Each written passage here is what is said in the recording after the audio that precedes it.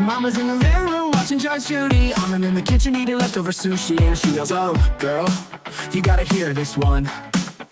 A man was arrested for running the theme park, and when they said, "Where's your license?" he said, "My dog ate it." Oh, you can't make this shit up. Sometimes I wonder if life's just one big cosmic joke. It's like she's on a Reddit, reading r/funny lawsuits, yelling from the couch. As she sips on her Prosecco, makes fun of all the weirdos, and then I hear her shout. It's like she's on a Reddit, reading r/funny lawsuits, yelling from the couch. As she sips on her Prosecco, makes fun of all the weirdos, and then I hear her shout, "Girl, you gotta hear this one." Mama loves to laugh at how absurd life is, says it's all a comedy and I'm her audience. And I love the way she makes fun of the world. She said, "You'll never guess who's with their girlfriend. It was a man who didn't get us out of the bed. He said, I've been through hell and now I need some help. You just can't make this shit up. You just can't make this shit up." Sometimes I wonder if life's just one big cosmic joke. It's like she's on a Reddit, reading r/funny lawsuits, yelling from the couch. As she sips on her Prosecco, makes fun of all the weirdos, and then I hear her shout. It's like she's on a Reddit, reading r/funny lawsuits, yelling from the couch. As she sips on her Prosecco, makes fun of all the weirdos, and then I hear her shout, "Girl, you gotta hear this one."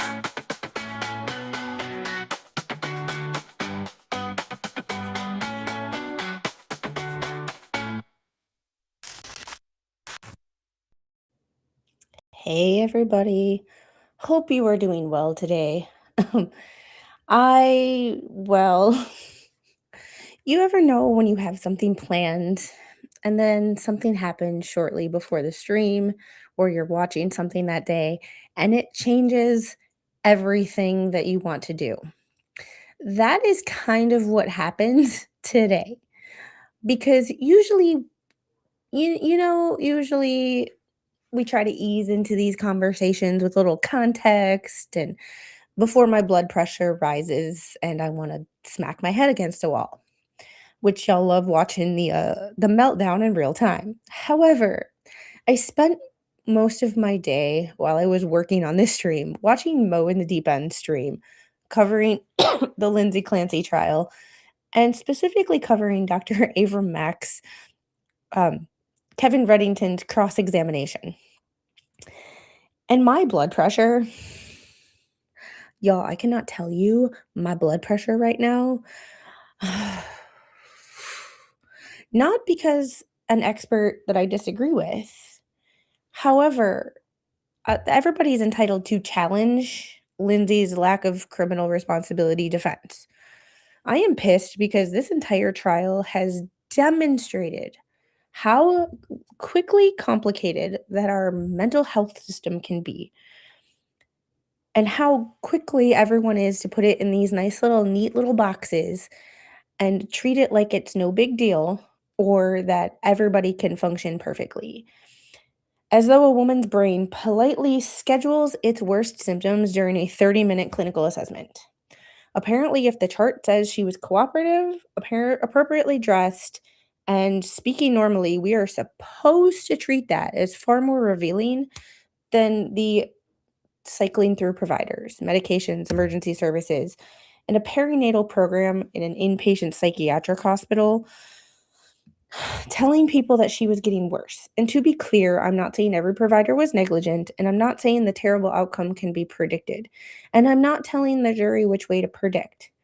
I'm also want to be clear that nothing will take away what that those children are no longer with us. I am saying I've developed a mild allergy, hives and all, to people presenting uncertainty with confidence of Moses descending from the mountain carrying psychiatric tablets. Mental illness is not obligated to perform on command for a provider, prosecutor, defense attorney, or a YouTube commentator. Today, we're backing up from this courtroom battle and asking the larger question of what actually happens when women do what we constantly are told to do and speak honestly about our feelings and our mental health. That wasn't as petty as I wanted to get with that intro. I actually wrote a bunch of stuff and I said, ChatGPT, make this sound a lot more professional than I'm about to get.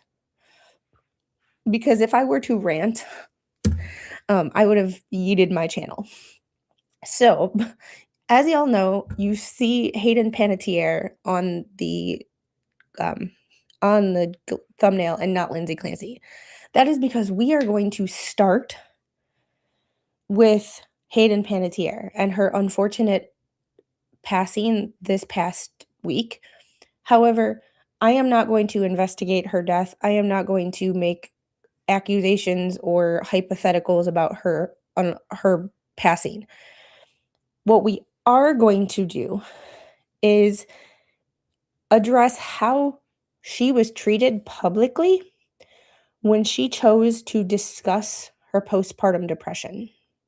And I thought the overarching theme of this entire video is what happens when women speak out and do what we're told to do in two completely different scenarios that essentially kind of highlight the same disdain that our healthcare providers, and specifically Dr. Mack, has for women.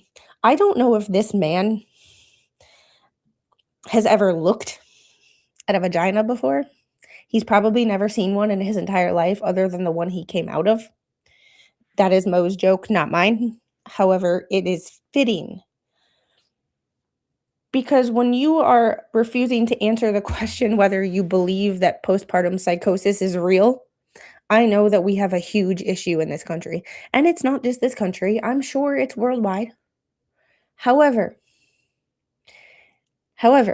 it is a glaring, gaping hole in this world that we need to address. It's just like telling men that we want them to be sensitive, but once they talk about their feelings, we make fun of them.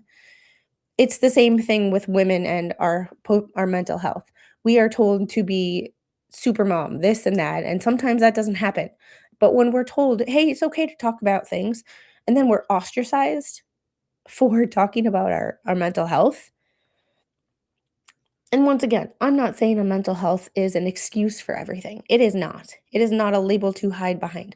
But it is a real condition, lots of conditions actually, that range from very mild and highly functioning people to people that are not highly functioning and not functioning at all without a lot of assistance. And I have worked a short time with mental health patients, specifically inpatient mental health. I have seen some things, even though it was a relatively short period of time when I was in college. I have seen stuff. So before we get started, I wanted to thank Hung Hero for being a member for 23 months. It doesn't show up anymore in my restream, but I did see it when I was in Carline and looking. It's it's I can't even imagine that I've been monetized for almost 2 years. And then thank you for the super chat. And your member chat was that mental health care in this country is lacking. And then I cannot remember what your super chat was, so I apologize completely. But I know it had to do with medications and then wondering or talking about the highlights of the medications and what medications do. And then you're expected to be the one to fix it all, even though you're the one on medications. So I appreciate you very, very much. So, and then Hero, thank you for the 20 gifted memberships. I appreciate you very, very much. And JKD Buck, thanks for being a member for 7 months. Has it really been that long? 189 over 100. Oh, and I'm sorry about Um, my still coughing. I am getting rid of the ick. We have it, we don't, we have it, we don't. I am not currently on as much medication as I was, where I'm taking Mucinex or Dayquil every scheduled number of hours. However, however, I'm still occasionally coughing, so I appreciate that. And hey Liz, Junior said to say tell you hello. He's at school. I love it. Hi. And Unkangiro, the mental health industry is severely broken. Thanks for the $2 super chat. Yes, it is. It is very, very much. Yes. Oh, and if you have not checked out Fishing LC Music, he made a video. He's made a lot of music videos, but he made one specifically about when I was on Spawn Troopers stream the other day, right before mine, and I could not find my blue light glasses, and I was freaking out when they were like right there. So, All right, but we are going to get into this. Oh, and Denise, thank you for becoming a member of Tentacle Nation. I appreciate you. I appreciate you. And Debbie Webb, I hope you feel better. All right. So we are going to get straight into this, and I have graphics too, which I will have to break up into you know. Oh my goodness. Kasha, thanks for being a member for 16 months. Hey Squid, sending love from me and Rob. Go. I'm not saying that last part. I love you, but go dogs. Go dogs. Oh. All right. Now I think I'm through everybody's. Oh, we're taking it one day at a time. Rob's dad's funeral is on the 31st. Everybody, if you are the praying or the positive vibes type, please send your prayers and your positive vibes to Kasha and Rob. His dad passed away, and as much as one might be expecting it just due to health issues, it is never an easy time. So if you are the praying or positive vibes type, please send it their direction. And Unhung Hero, good Lord, thanks for the $20 super chat. With mental health meds, it's a crapshoot. Wrong one, too much, too little can cause someone to go to trust, become, yeah, self-deletion or delete others. It can also make the difference in the world to feel better. Yes, and not every medication is the same for everybody. I am on one medication. I was talking to a good friend of mine today, actually today when I was talking to her about this stream, and she was like, yeah, I started taking that for 3 days when I first got diagnosed with postpartum. She has panic attacks. And she was like, there was somebody in my bedroom or in my bathroom telling her to unalive herself. She called her husband. That her husband thought someone was breaking into the house. That person wasn't really there. That was a manifestation of her own mind thanks to the medication. So it can be very, very scary for some people. Very, very scary. And it's one of those things of everybody is different. I, luckily enough, did not have quote unquote postpartum depression or anxiety. However, I just had the return of my normal depression and anxiety that I was diagnosed with in 2009. It wasn't any worse than what it was before I was pregnant. So, you could consider that how you want. However, we are going to get into this, and before we get into it too much, this is a trigger warning. This stream does include postpartum depression, intrusive thoughts, psychosis, self-deletion, addiction, and most importantly and sadly, the tragic unaliving of 3 young children. We will not diagnose. That's not what we do. That's not my job. 1, that's illegal through a screen. 2, that is not even my scope of practice. I am an OTA. I did work on acute care for 6 years, as well as in mental health and rotations in college. But we will distinguish allegations from evidence, medical diagnosis, and uncomfortable thoughts from intent. Most people experiencing any sort of mental health issue are not violent. But there will be uncomfortable topics in here.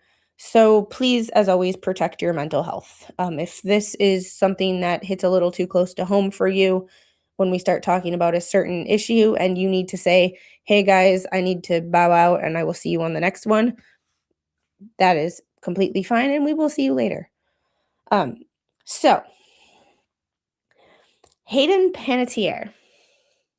Rest in peace, my dear. I can't say my friend because I didn't know her. But she spoke publicly about her postpartum depression. She explained that it existed on a spectrum, told women they're not alone, and voluntarily entertained treatment. She did not speak out about this on purpose. This was not a prepared statement that she made. She was on live with Kelly and Michael in 2015 or 2016. And they had asked her about her character in Nashville being diagnosed with postpartum issues, and she related it back to her own experience. According to Hayden, Neutrogena responded by trying to end a partnership that had lasted approximately a decade. So, Neutrogena, yeah. Lindsay Clancy, on the other hand, did something else that we tell women to do. She repeatedly entered the healthcare system. She saw outpatient providers. She sought emergency help. She contacted a perinatal mental health program. She voluntarily entered a inpatient psychiatric program.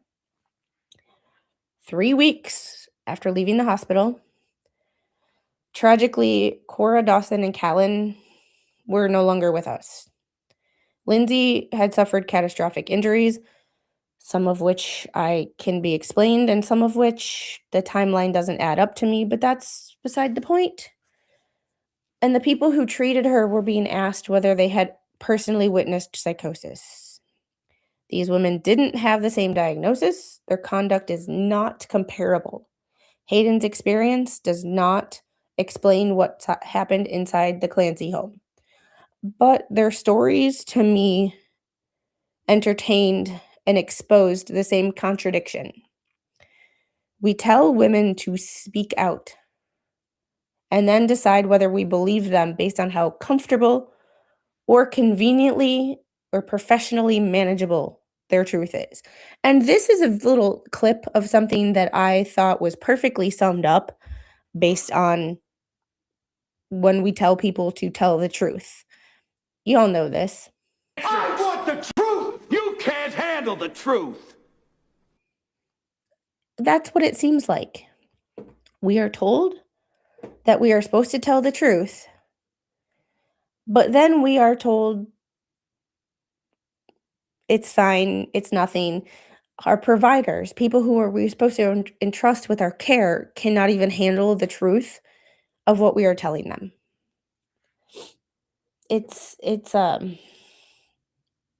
And my chat on Restream has stopped, so if y'all see me look over here, I have YouTube's chat up on this side of my screen. So if I'm looking for chats or I see it move, you'll see me look over there. It's not popping up really quickly on Restream, and it pops up 6 chats at a time, and then it won't update for a while. So this is more geared towards women. However, if you are a man and you are in the chat or you are on Replay Crew and you know anyone, you know a woman, maybe your wife, your girlfriend, your sister, your daughter, and they've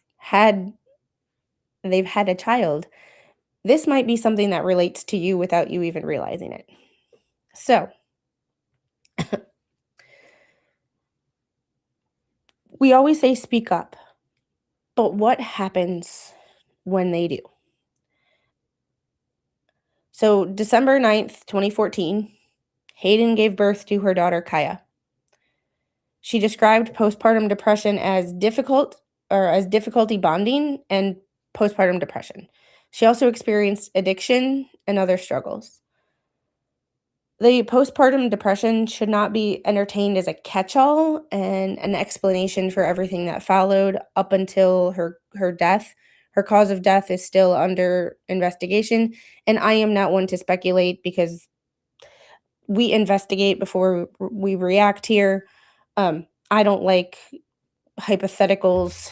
It's always a gray area for me. So we are just going on the facts.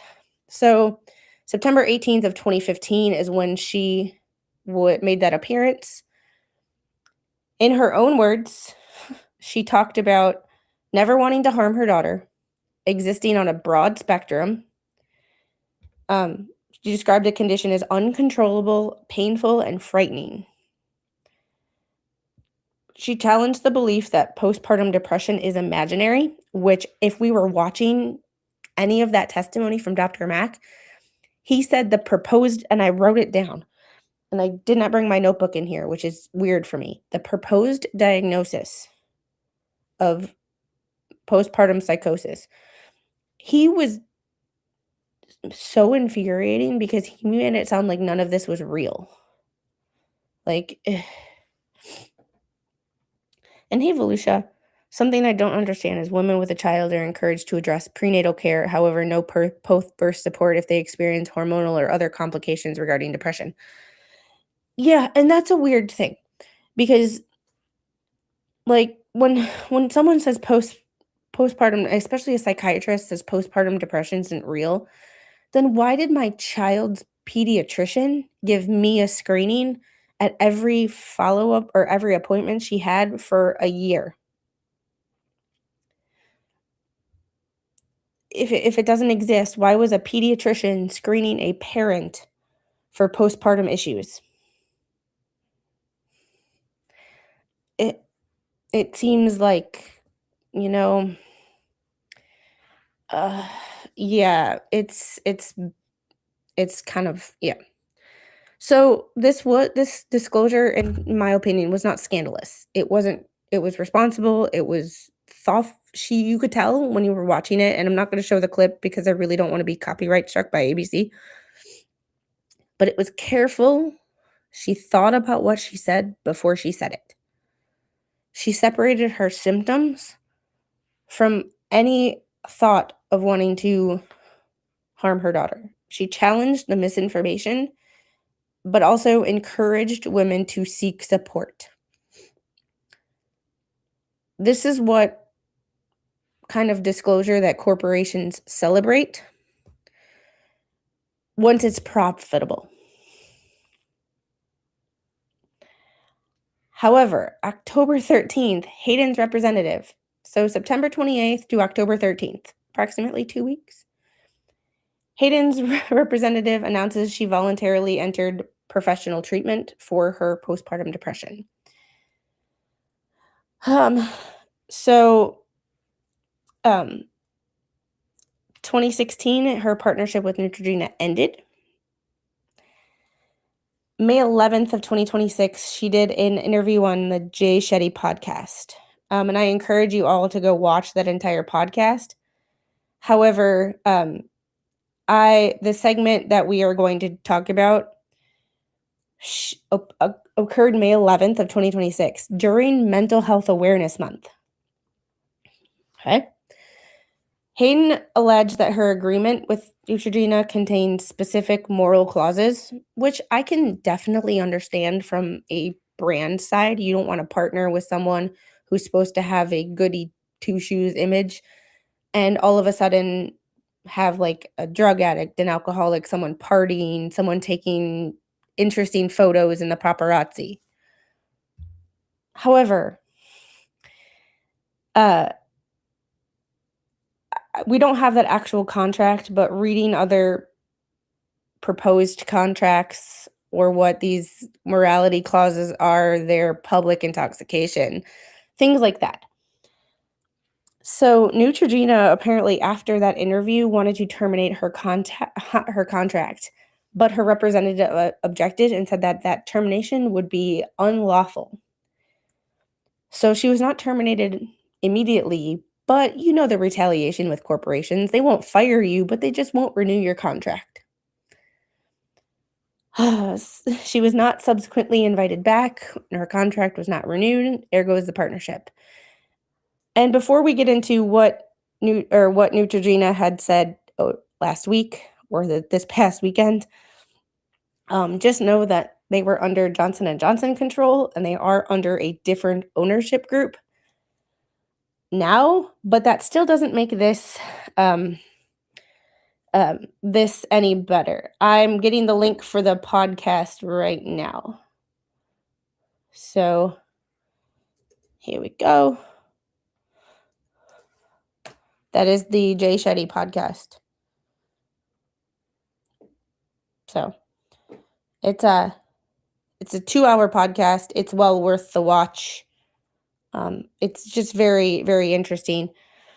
I also did not clip the exact stream because I'm still getting used to people not copyright striking me when I'm using their material, even though it's fair use. We do know that people get a little heavy-handed with that copyright strike. So we're just erring on the side of caution with some of this stuff. So, after Hayden's unfortunate passing at the age of 36, Neutrogena released a statement 4 days after her passing. But the allegations that they had fired her for postpartum depression made their rounds again, and according to reports, their Neutrogena's stock is losing ground. However, I have the statement, and I put all three, it was on Instagram, and I put all three Instagram pictures into one statement. So this is just me copying and, well, basically, I have all three images, and I just said, put this into one image, please. So, there we go.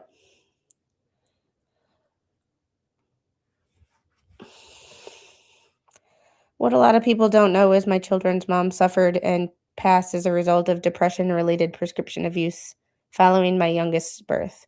Spent years trying to address it, but medical field failed her and her children. Yeah, this is personal for quite a lot of people, and that's where it needs to be a larger discussion and not just a, we hate Lindsay Clancy. Of course, we hate what she did. Of course, there needs to be accountability. But I think there needs to be accountability on both sides, both in her personal being committed to a institution for the rest of her life, but also there needs to be accountability and what can we do better to try to prevent this from happening to someone else. And that's kind of where this discussion is going. I don't have the answers. However, if we don't talk about it, it's just going to be stigmatized even more. That's why I talk about my depression, because if I don't talk about it, it becomes the stigma. I don't hide behind it as like, oh my God, I can't do anything because I'm depressed. No, I don't use it as an excuse, but it is something there, and it's something that's always going to be with me, whether I like it or not. That's where I feel like the average person treats mental health like a broken leg. They think you can take medication and it'll heal and it'll all be better. And that's not the way brain chemistry works.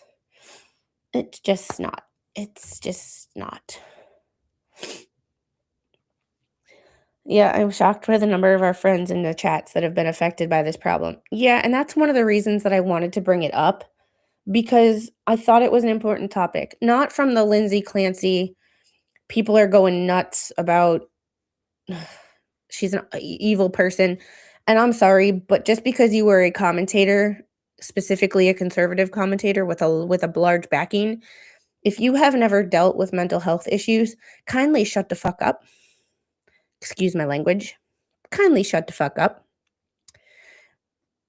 Like, kindly shut the fuck up. I usually don't do if you haven't had a baby, if you've never been pregnant, shut the fuck up. But this is one case where I'm like, if you've never dealt with postpartum anything, kindly shut the fuck up and exit the chat, like the overall chat.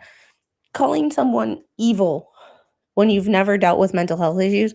My first patient that I ever worked with on acute care, I will never forget this. It was a level 1 clinical. And I was at the hospital that I ended up working at after I graduated. But my first patient was they were there for some sort of like heart surgery. So they needed a lot of assistance, so we were co-treating with PT. However, this wasn't just your typical co-treat with PT on someone who had a heart surgery and needs 2-person assist. This person was schizophrenic. So not only had heart surgery and complications and strength issues and deficits and couldn't walk on their own, couldn't even sit on their own, but is schizophrenic. It sort of blew my mind and made me question my entire existence. Because scared the hell out of me. Scared the absolute shit out of me. Be it I was like a level 1 clinical, so I had to go back to school the next day. It was once a week for 6 weeks. But like, hey Harry, meds help with it, but it doesn't go away. I have bipolar, it drives me crazy. It's like my brain never shuts off. Yeah, and I was once told, well, you have a good life. What do you have to be depressed about? I didn't say it was rational. Depression and anxiety and bipolar and none of it is fucking rational. And that's the point. I know my anxiety is irrational as hell. That doesn't stop me from having it. My anxiety reminds me of like um a Final Destination movie. Worst case scenario all the time. The chances of that actually coming true very low. However, my anxiety makes me feel like every time I step out the door is going to be a Final Destination moment.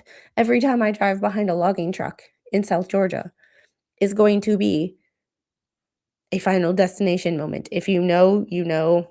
If you don't know, I'm not gonna explain it. But it's like it something I wonder about is why her case is spotlighted and not some of the other women who unalive their children, and why is it taking so long to have this conversation? PPD is not new. I have no idea. Depression and anxiety suck ass when you know you shouldn't think one way, but you can't stop your mind from going there anyway. It's scary. You can't control your own mind. It's completely irrational. And yeah, it's like we know it's irrational. Like, I know that every time I walk out the door, I'm not going to get struck by lightning. But my brain makes me think that I'm going to get struck by lightning. I know that's a fucking irrational fear. Doesn't stop me from having it. Like, hey, twaddle bum. I got told by my brother to suck it up when I spoke to him and got no understanding from my parents. I am so sorry. That I can't imagine. I got understanding from my mother, just because she's she's kind of in the same boat. So, you know, it's you know. All right. Getting back to this. Actually, Ungung Hero, thank you for the $20 super chat. Thank you for ensuring I don't work for free today. Mental health is wild, but this Clancy case is not black and white. Haven't proven she isn't using it as an excuse or if it's the reason. Some incriminating Google searches and other evidence is creating doubt in her defense. Well, here's the thing. Massachusetts is one of, and I can't remember, I'm not a lawyer, so I don't claim to know the exact number, but it's one of those states where it's not that the defense has to prove insanity, it's the prosecution has to prove that she wasn't insane or having a psychotic break. And also, it has been proven that she was actually at a doctor's appointment with one of the kids or all of the kids um, while one of those Google searches was made. And I'm sorry, this is where I get a little weird, but like being a medical professional myself, no nurse on planet frickin' Earth is going to Google carotid artery.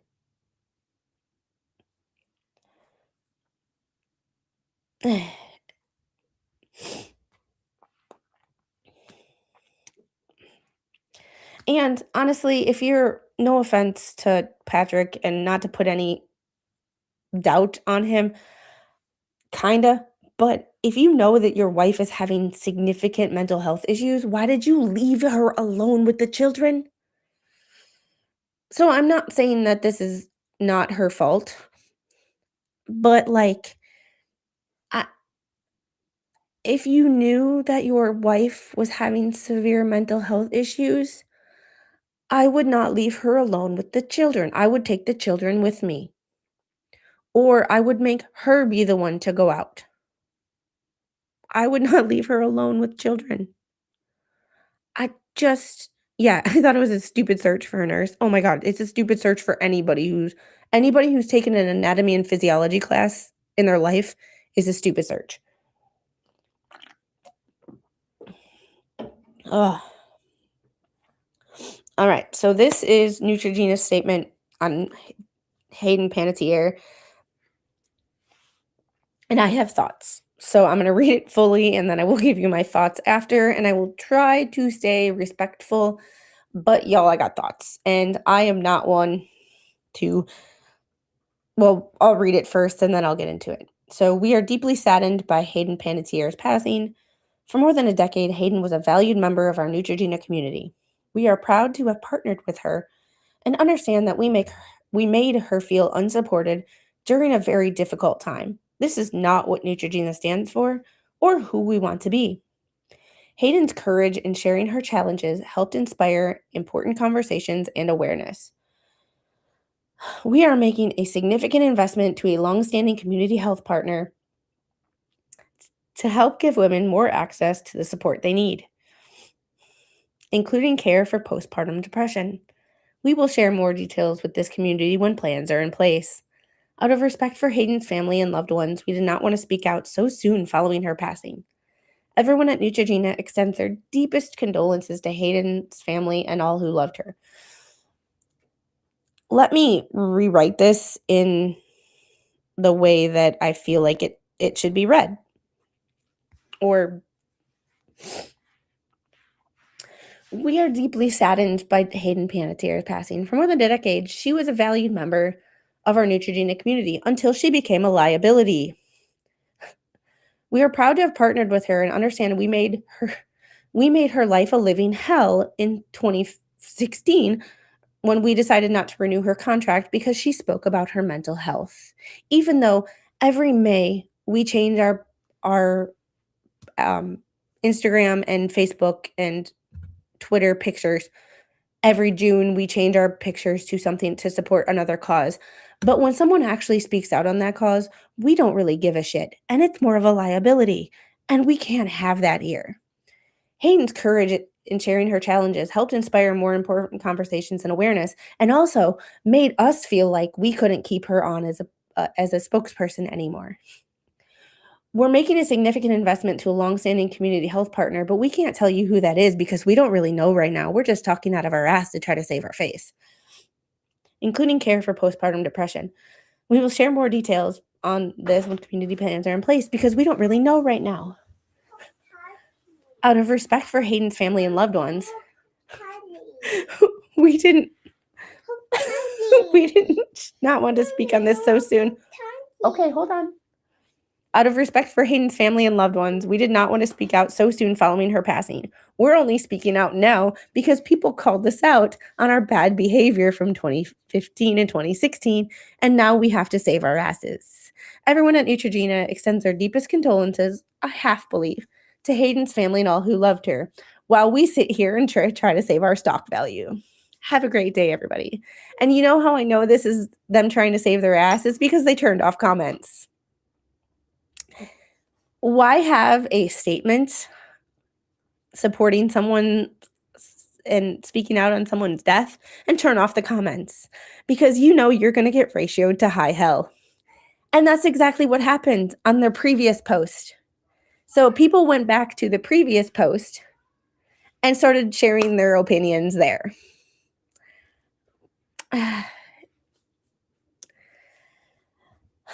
Yeah, I'm sorry. Like, as someone who worked in the healthcare, like, even as many medications as I was been on, I still would have never. Who's that?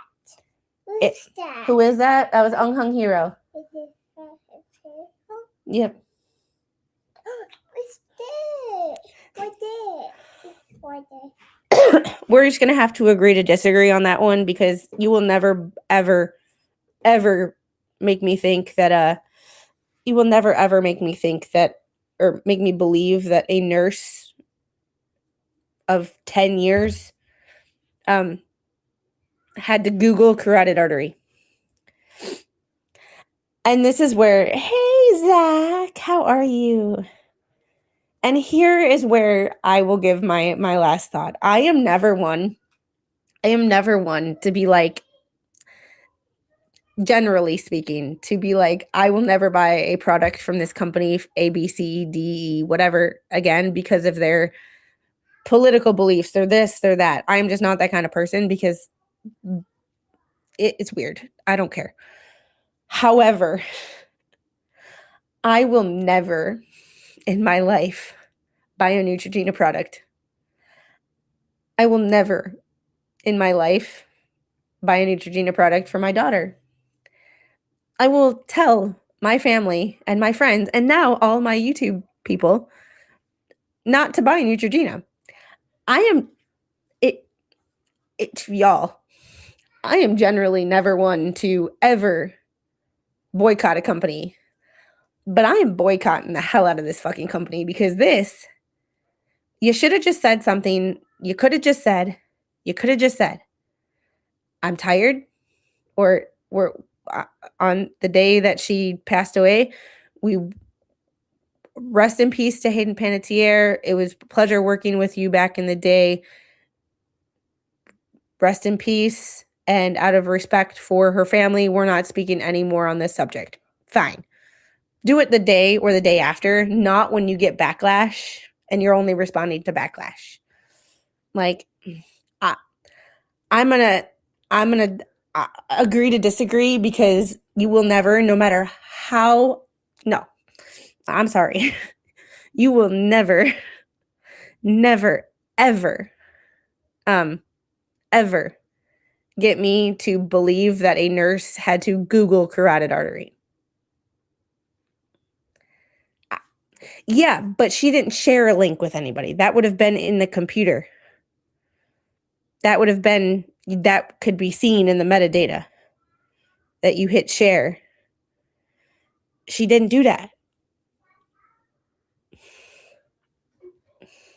I'm just saying, you will never in your life convince me that no matter how drugged up a nurse is, a nurse that with a decade of experience had to Google carotid artery. That is like nursing 101.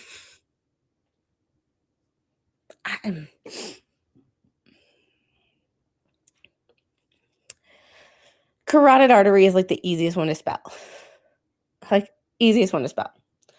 So, and yes, Neutrogena was owned by a different company. They were owned by Johnson & Johnson in 2015. And now they're owned by, it's a company that starts with K. I don't remember who it is. Oh, Kenvue. I had it written down in my notes. But I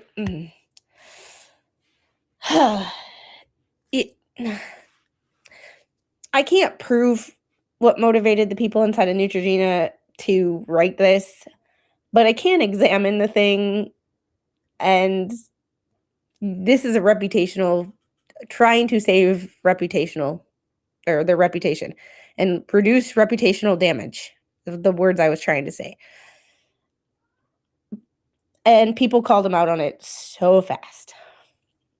So also, the statement doesn't answer what happened in 2015. If Hayden's disclosure actually interacted with or interfered with her contract, how the policies changed, how much they will be investing, who is going to receive the money, and yeah, like, y'all, it's just so crazy to me and cringy when companies do this. And they're not the only one who's done it. They're just the latest example and the example that currently relates to a topic I'm interested in.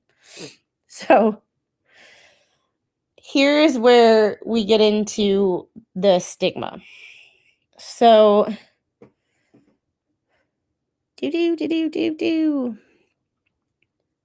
Come on. Play it. I made graphics.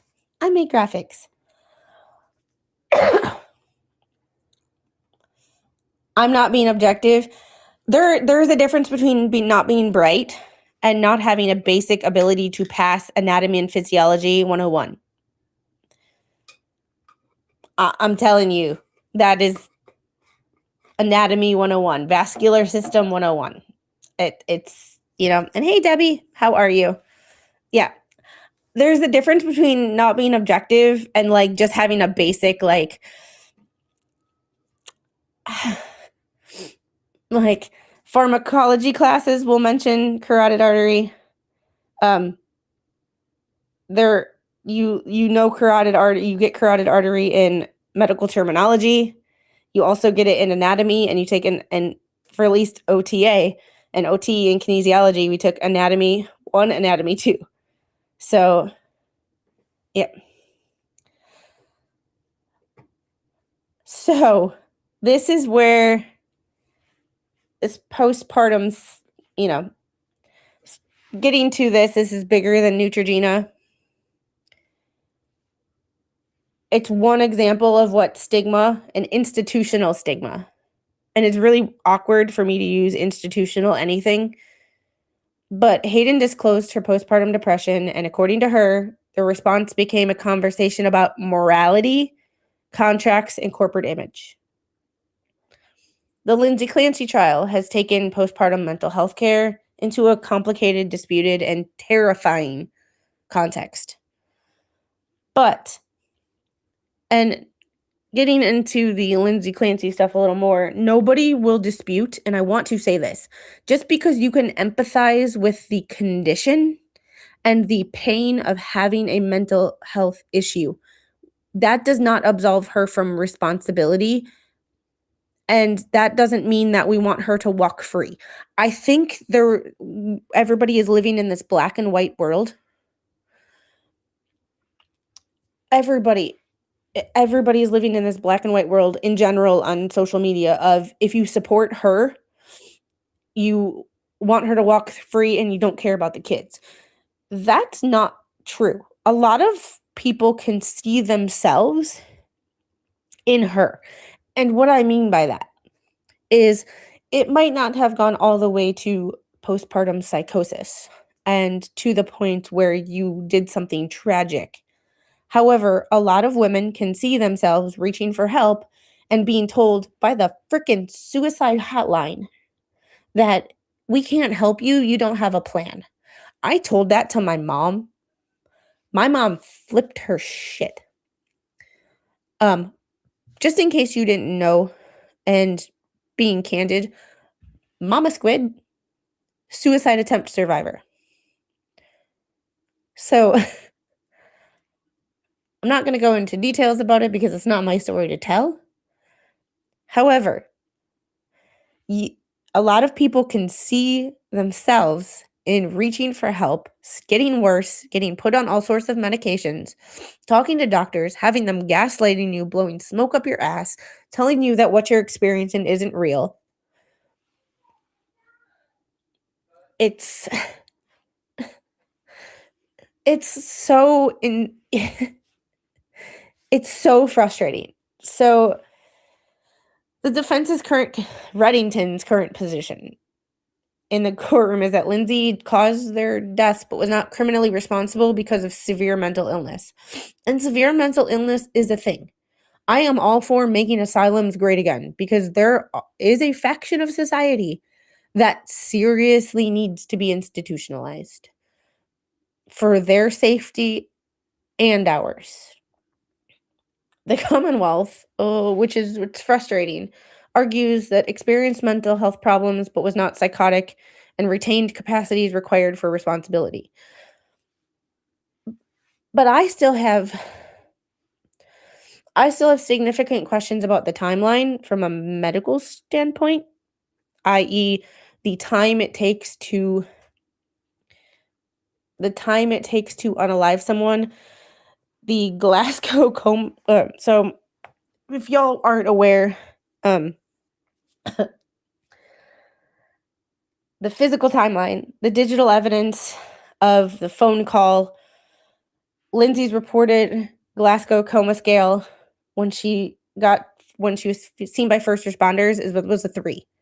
A 3 is you are incapacitated and need to be it's a thing with ER staff is I think it's 8 or under 8 you intubate. She was a 3. You and I walking around are a 15. She was a 3. So her ability to talk and tell people things when she is a 3, 2 minutes after a phone call was made, where she was supposedly talking, from a medical standpoint, I have very big questions. And in 30 minutes, going to 82 degrees, not even a perfusionist is that good at lowering someone's body temperature. Shit just doesn't add up, but that is neither here nor there. Also, there's circulating claims that Patrick has obtained a criminal defense attorney after testifying. I can't confirm that that's true. However, it raises serious issues, and the selling your house off the market to a member of the district attorney's office. Shady AF. Just saying. My ex-in-laws took my baby away and I lost it. I'm so sorry. And here we go. So, everybody's throwing around terms in that trial and just in general on the internet related to that trial. Depression is not psychosis. Hayden's experience doesn't explain Lindsay's conduct. Intrusive thoughts doesn't always equal intent. Most people with mental illness are not violent. A diagnosis does not automatically equivalent or establish a legal insanity defense. Treatment failures do not automatically determine criminal responsibility or malpractice. And criticizing the system does not require a particular verdict.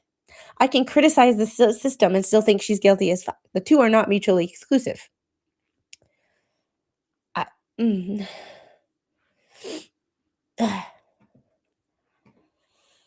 So, not all postpartum depression is also the same. So, here's this stigma.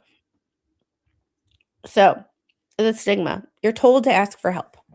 See if I can make this bigger. Whoop. There we go. You're told to ask for help, but you fear the consequences, like having your child taken away. Like being put on medications I took offense when I heard an expert say that Lindsay was opposed to being on medication. And the reason I took offense to this is from someone who's been on medication since 2008 for everything from migraines to depression, anxiety.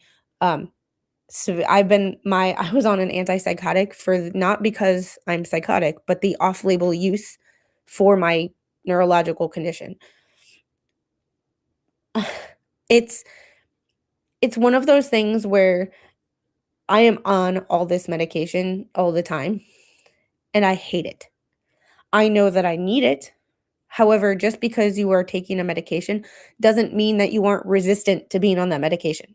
I am on the lowest doses that will make me feel okay, but without the extraordinary side effects. I am resistant to being on medication, even though I have been on medication since 2008. Those two aren't mutually exclusive. You can be resistant to medications and still understand that you have to take medications to feel better. It's I take offense to the all or nothing of all of this. Like it's it pisses me off more than y'all would ever know. And this is where it's like I want to beat my head into a wall, but the only person that'll hurt is me. I want to get this information out and have more people understand that two things don't always have to it doesn't always have to be one or the other. The world lives in a gray area, and nuance is everything. Just because I am on medications doesn't mean I like it. I would assume the same thing for Mo. Just because she is on medications and she understands that she has to take medications to feel better doesn't mean she likes it. I don't want to put words in her mouth. However, that would be a general thing that people on long-term medications. This is not a 2-week run of antibiotics for an infection. This is something months, years, decades of being on these medications to feel like a normal human being, whatever that means. It's just so when I get a little frustrated, I just have to return a message to the littles teacher.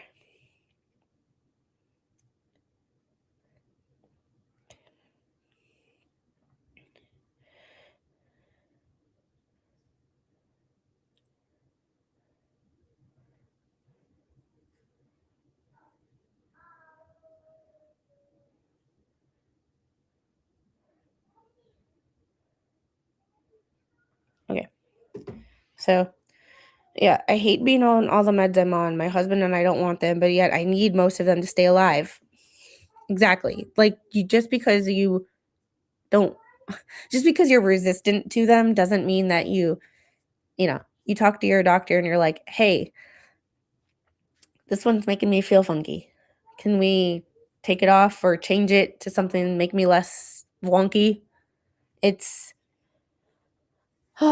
yeah, there are decades of literature and research relating to postpartum, but still myths dominate the populace, it seems, even in the medical expert field, given this case's expert testimony.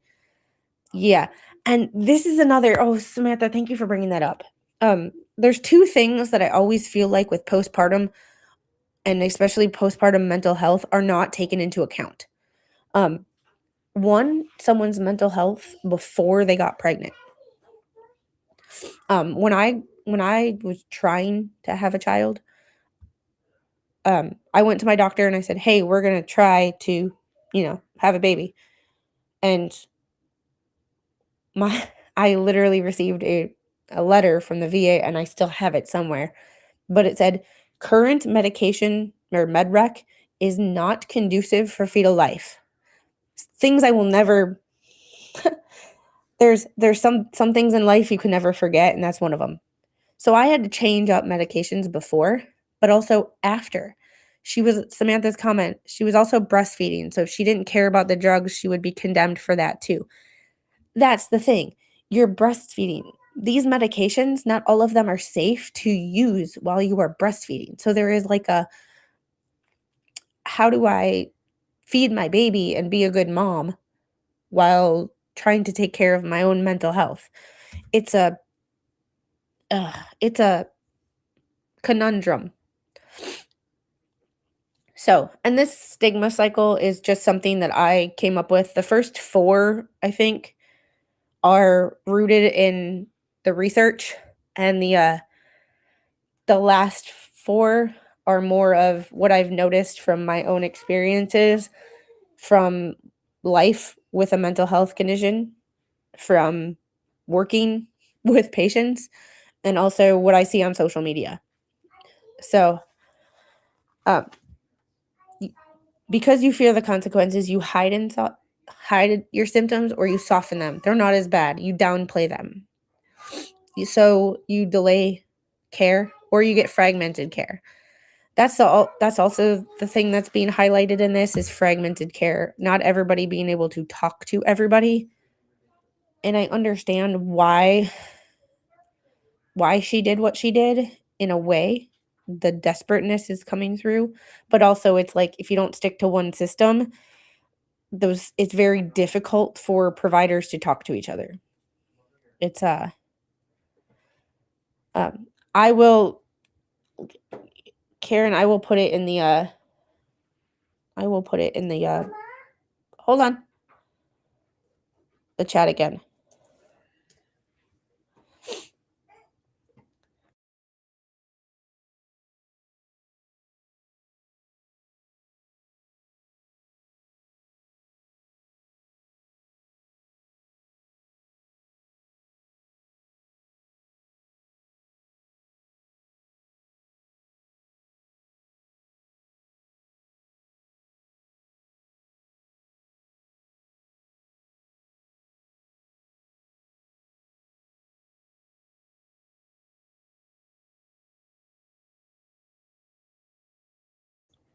All right.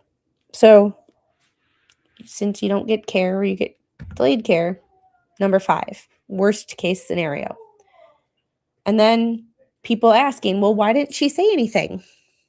Why didn't she ask for help? Why didn't she do this? Why didn't she take this medication? Why didn't she do this?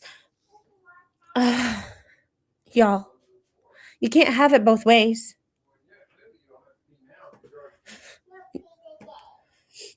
And I'm going to put that link in the I'm going to go ahead and put that link in the description of the video while we're here before I forget, cuz that's a thing.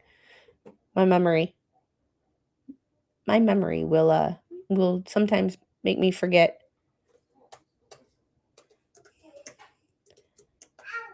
So I'm doing it now.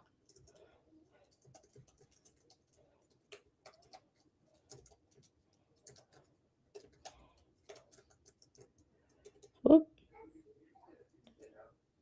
There we go. It is in there. Yeah. Yeah, but this is exactly how things go. Something happens and you're like, "Well, why didn't they say anything?" It's like, "Bless your heart, Betty." Oh, that's my new character. Bless your heart, Betty.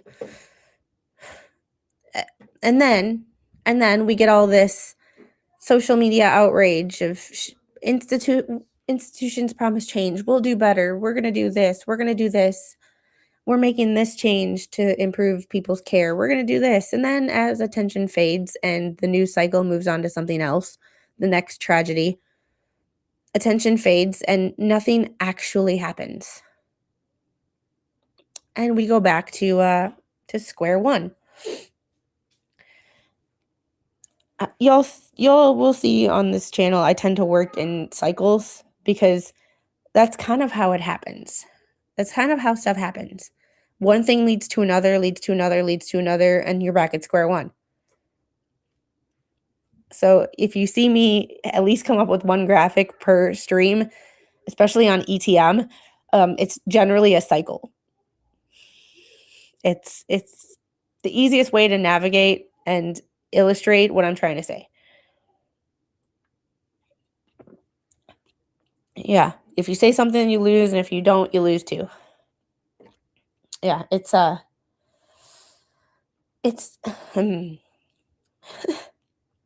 so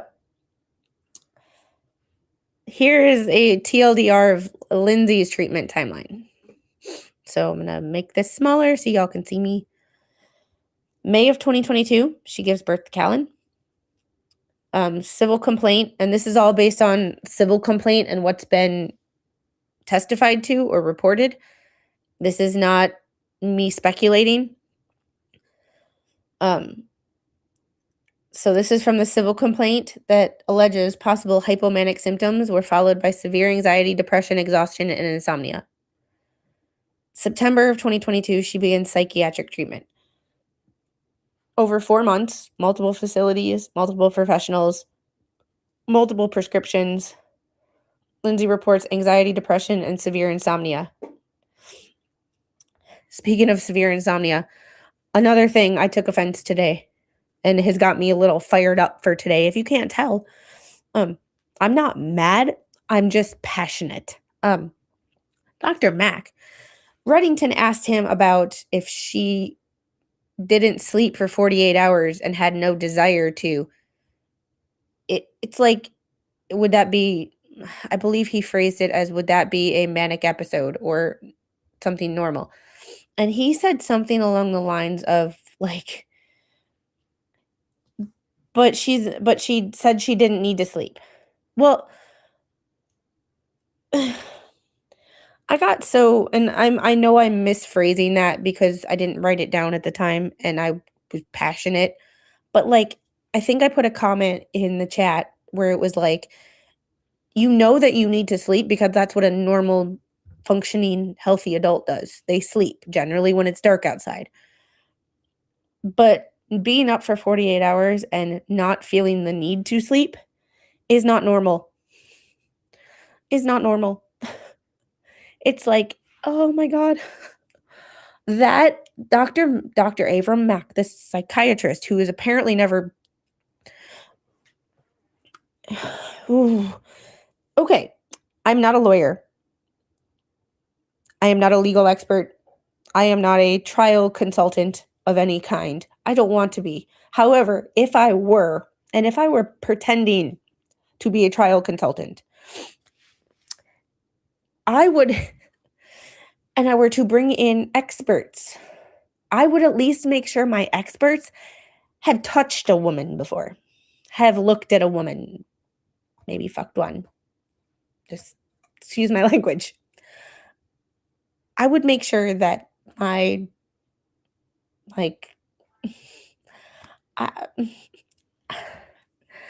I'm just saying, I would make sure my expert knew what a woman was. And maybe on their CV, have some inkling on how to treat postpartum issues. Even if his adult women were a very slim portion of his population, by saying 4 weeks, 4 weeks is the postpartum timeline to be diagnosed with anything, 4 weeks. Women don't go to the doctor until 6 to 8 weeks, generally 6 weeks. So you're basically taking away all opportunity for women. And the DSM-5 is a guide. It is not an all-knowing, all-powerful being like Dr. Mack treats it. It was like, no. And here is I am trying to find my my link for my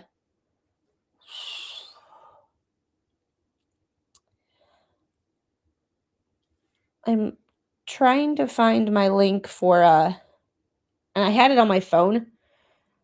This is where I will put it in the chat, but I'm like, I had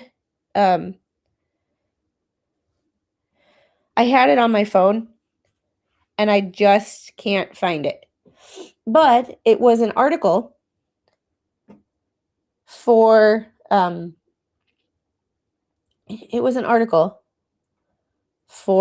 what postpartum was, and it said up to a year.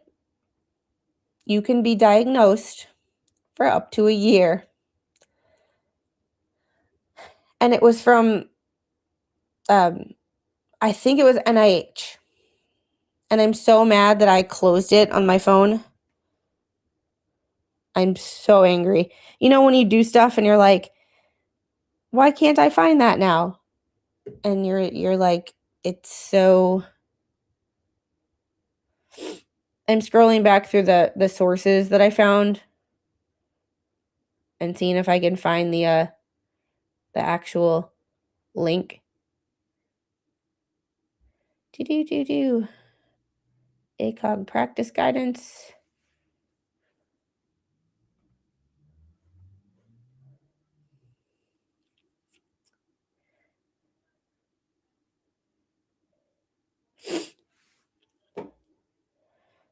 That's not the one.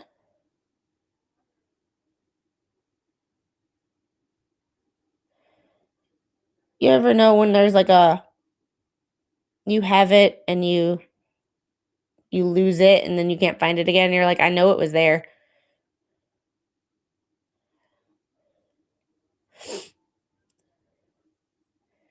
Perinatal health resource. I went through many iterations of what I was going to say and resources and had a lot of links. Oh, yep. So just look at the effects of sleep deprivation. It's actual torture method and frankly probably still is. It was used by the U.S. military to force Noriega to surrender in Panama. Yeah, it's a torture technique, all right. It's definitely it's definitely come on.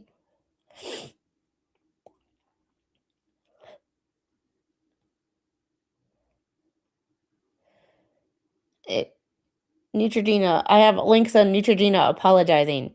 It's like, yeah, well,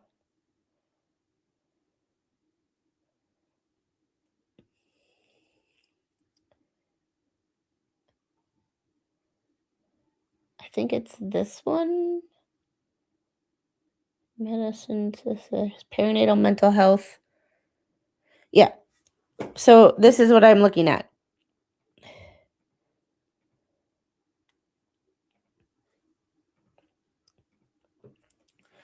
From PubMed. Let's see. There we go. Perinatal mental health literacy, knowledge, attitudes, and help seeking among perinatal women in the public. So it goes into where does it say it? Where does it say it?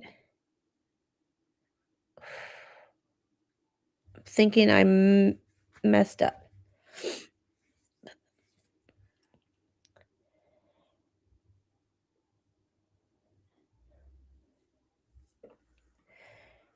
From someone who suffers from insomnia, I can tell you not sleeping is one of the most horrible things ever. Yeah, I generally get my I generally get my best work done between like 2 and 4 a.m. So here it goes into most prevalent mental disorders are perinatal depression and anxiety. Globally, approximately 17 women suffer from postpartum depression, which can be distinguished from temporary postpartum blues, a milder and shorter form of depressive symptoms. Less prevalent are bipolar disorders and postpartum psychosis, with postpartum psychosis occurring in 0.1 to 0.2% of childbearing women. That right there takes all of what Dr. Mack was saying about perceived diagnosis out of the water. Like, it's just it's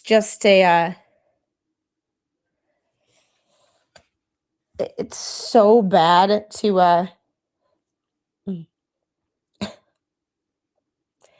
and look, in the case of PPD, only 6.3% of women receive adequate treatment. It's so, and I thought there was a time period here of up to 1 year, and I just can't remember where I saw it.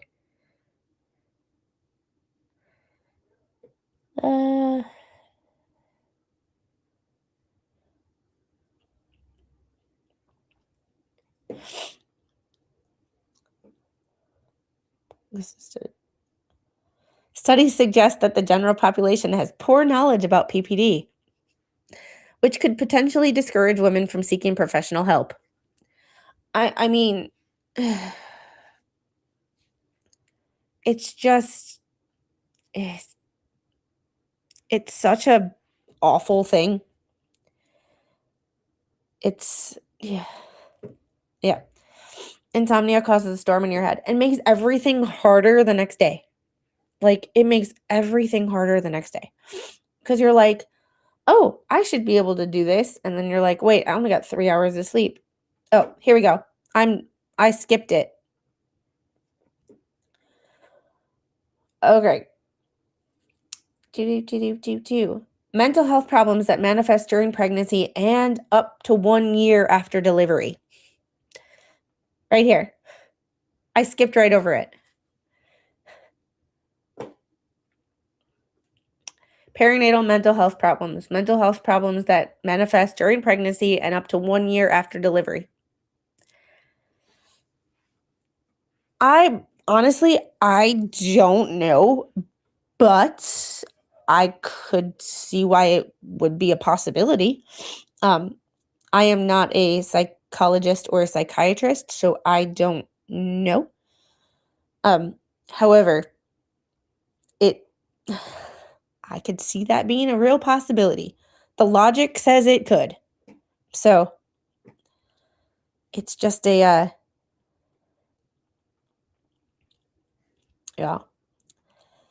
I had a big issue with Avram Mack's testimony.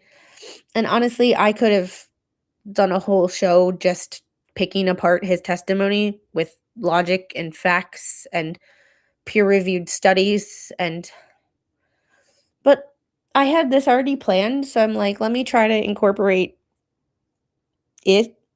all of it. Yeah, people have a poor understanding of mental health issues in general. I swear, it's like people think it's like a sprained ankle.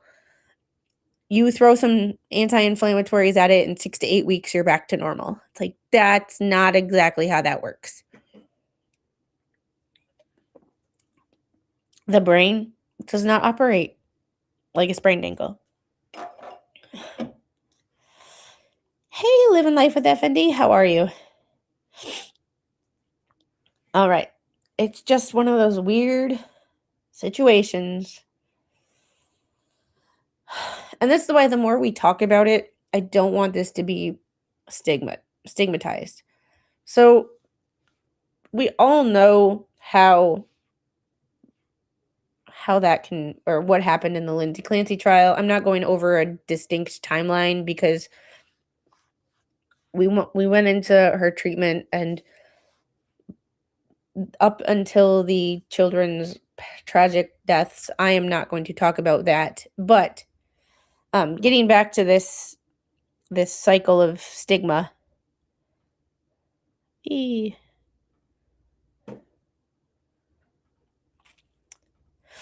I do have more to say about this specifically. Because I wrote this and I was like, well, what about each one of these? So when I was talking about institutions promise change, I think about what happens when something happens to a patient or a clinician and you have to write a report and then it gets sent up to your upper management and they change policies or they make happy statements that says this is what's going to happen and it's never going to happen again, blah blah blah. But the big thing with that is accountability requires policies, recipients, deadlines, and measurable outcomes. And just because you have the awareness of something does not mean that you've changed enough to make a measurable difference. With the attention fading, it's mainly social media that I was kind of talking about. But at the same time, public interest. It's all about public interest in the news cycle. And the news cycle changes so fast that everybody's on to the next drama. Who did what with who and when. That's why when something happens and people are being dramatic and like trying to drag people into drama, it's like, well, just keep your mouth shut. Wait 48 hours. And people generally, with their short attention spans, move on to the next thing. It's when people constantly go back and forth and back and forth and back and forth that they stay in the news cycle.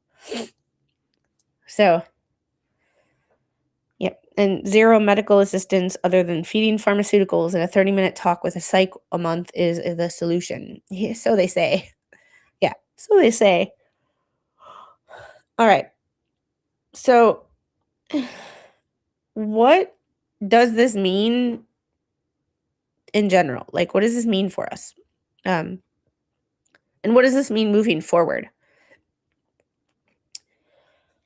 From a healthcare standpoint, and this is where it gets, this is where we have to be accountable, and we have to be honest.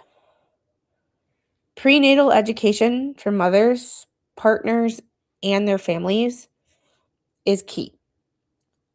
Clear distinction among postpartum conditions. Being honest with our providers, but our providers also making a note that, hey, this is something I might want to look out for in the future. So screenings are great. Screenings are fine.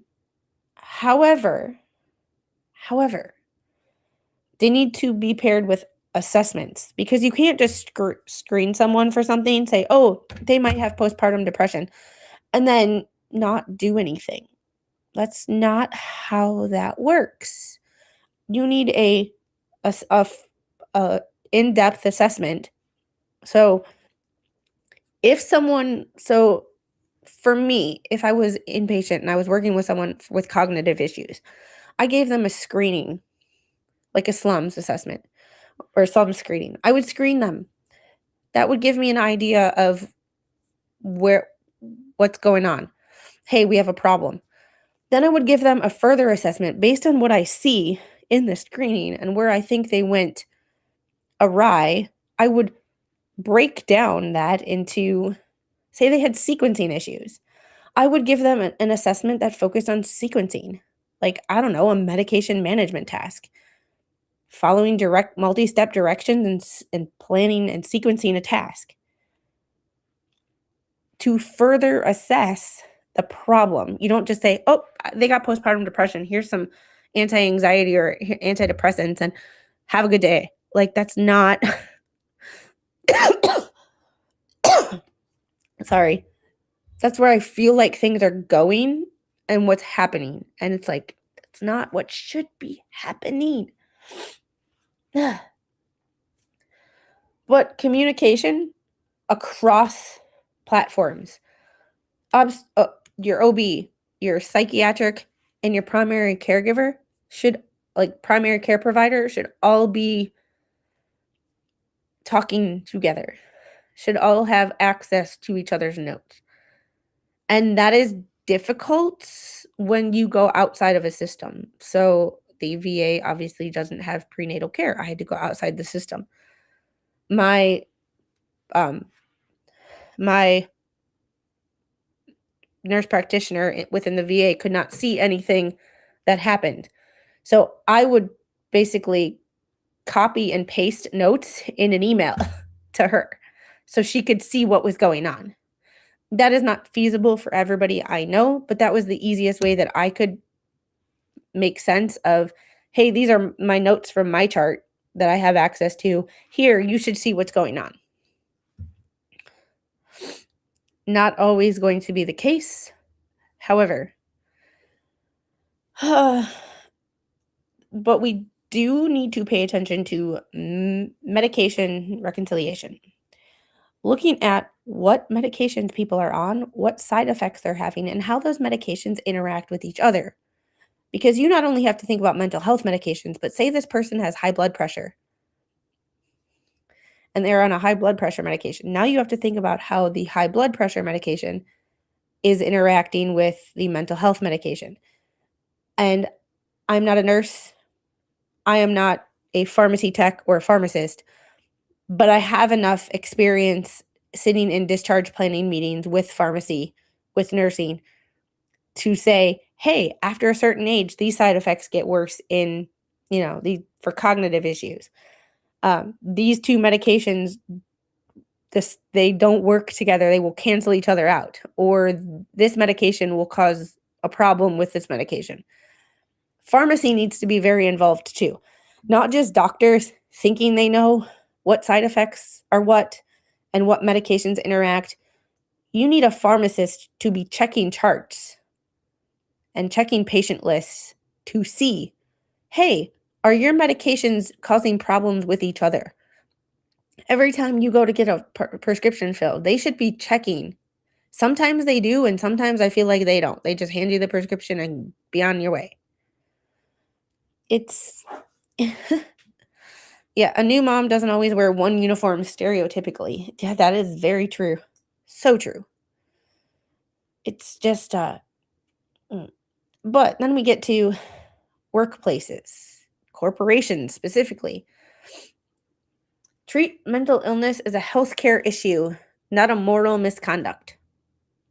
That goes back to Hayden, but that also goes back to being scared to tell your boss that you're in therapy because they're going to look at you funny. They're going to be scared of you. Train decision makers before a public controversy. Like, talking about their mental health isn't a controversy. We praise these people in the media and these celebrities for putting their mental health first. But then get mad when the average everyday person does it. You can't. This right here just like makes me want to cry. I've worked with many healthcare workers who are very smart compared to many. I just that comment makes me want to cry because I just try to use common sense and not go outside of my scope, but tell you how my scope can impact other areas.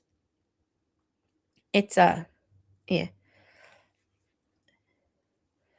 Yeah, everybody, they say it takes a village to raise a child, but no one wants to be part of the village. It's good. Who was the witness that said the significant tear she experienced with the last child's birth was an episiotomy? I thought later that was a doctor's procedure to avoid serious tearing.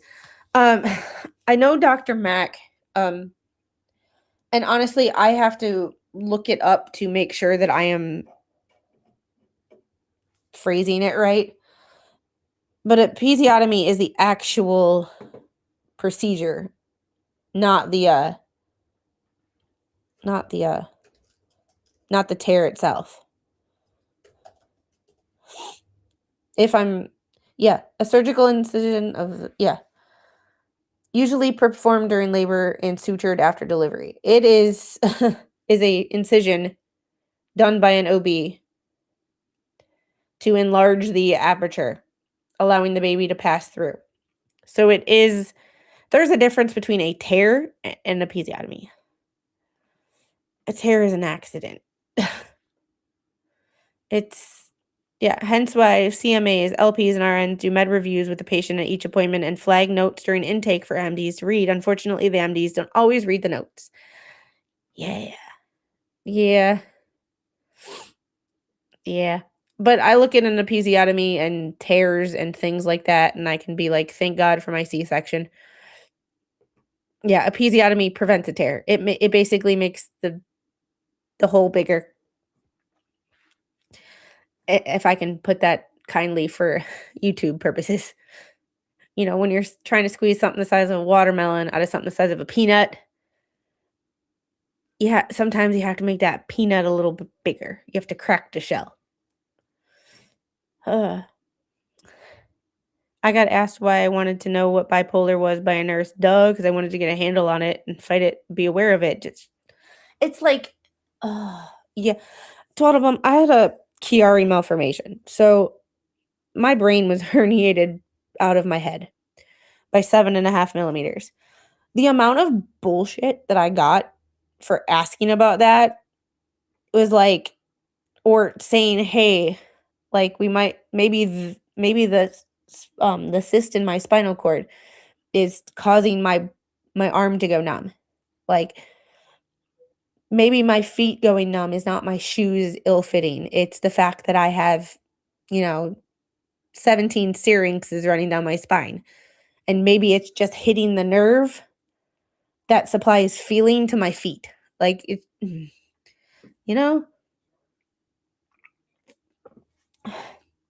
yeah, I got pissed.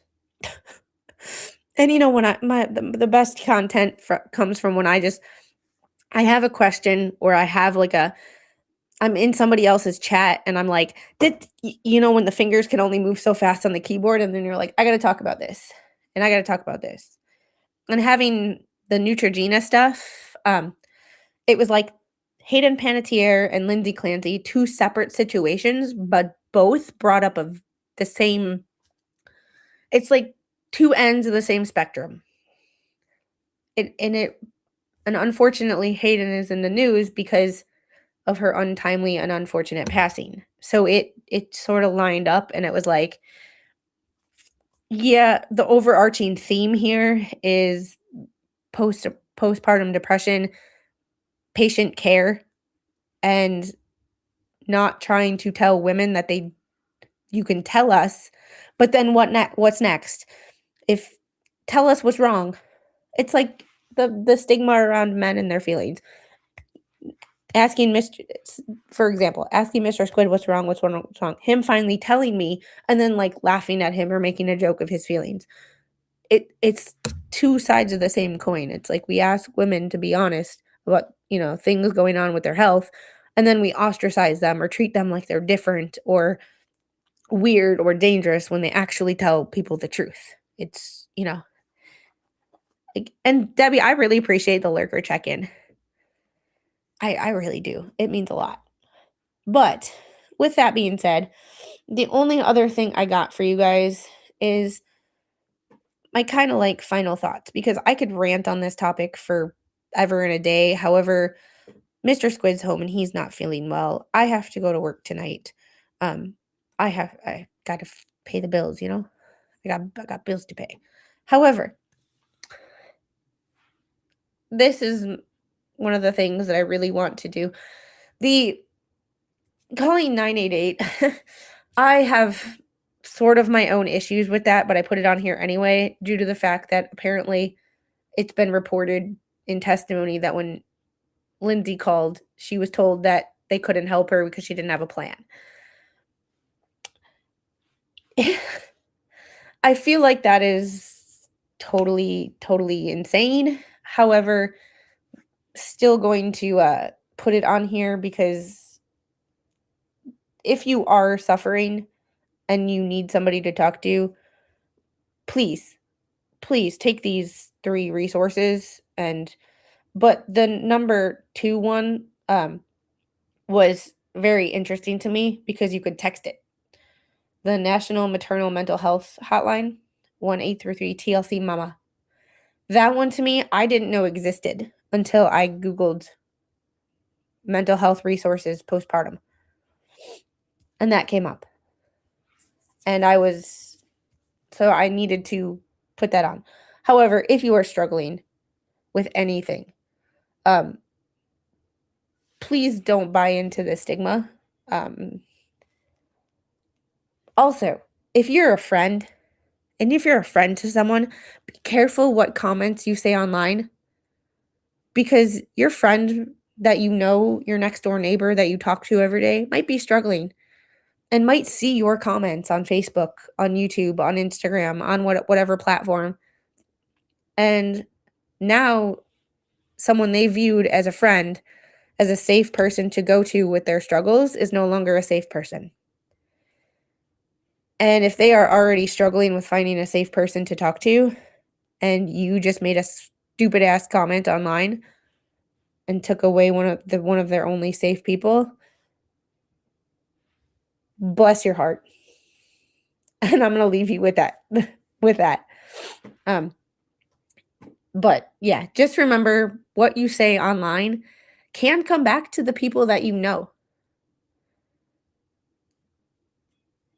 And sometimes it ain't always good. If you make a smart ass comment, especially about someone's mental health, and your best friend is suffering with mental health issues,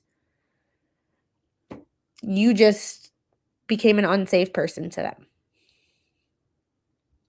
Remember that next time you go to make a smart ass comment. I would ask yourself, who will see this? And would I be embarrassed to show my friends this comment? And on that note, I have us set up to redirect over to True Crime and Wine. Go tell them I said hi. And I will see you guys tomorrow over on ETM. Tomorrow, we are discussing Nashville's hospital, another Nashville hospital, screwing up a medication, getting medications mixed up, and paralyzing some patients. Yeah. It screamed Vanderbilt 2018, but we'll get into that tomorrow. Have a great night, guys. And remember, what you say online, what you say to the person next to you, what you say at the person at the grocery store really can affect how people live their daily lives. So be kind. Try not to be a twat waffle. And bye.